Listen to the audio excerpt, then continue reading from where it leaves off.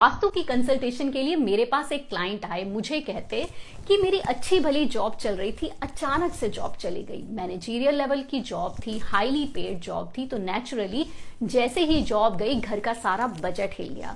तो अब जब मैंने उनके घर का वास्तु किया तो मैंने देखा कि उन्होंने अपने घर की साउथ ईस्ट डायरेक्शन के अंदर एक एक्वेरियम को रखा हुआ है और उस एक्वेरियम के अंदर एक ब्लू कलर की लाइट भी ऑन रहती है।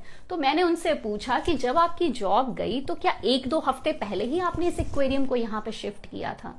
कहते जी 10 दिन पहले ही लेके आए हैं और मेरी वाइफ लेके आई है और इन्होंने ही यहाँ पे रखा है। तो हाँ, जैसे ही मैंने ये एक्वेरियम रखा तो कुछ दिनों के अंदर ही मेरी जॉब चली गई।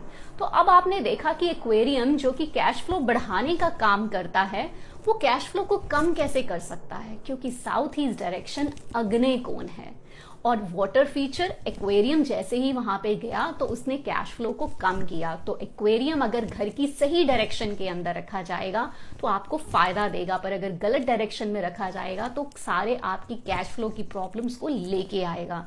तो इसलिए अगर आप अपने घर में एक्वेरियम को रखना चाहते हैं तो घर की नॉर्थ डायरेक्शन के अंदर रख सकते हैं, पर साउथ डायरेक्शन या फिर साउथ ईस्ट डायरेक्शन के अंदर एक्वेरियम रखना बिल्कुल अवॉइड करना चाहिए।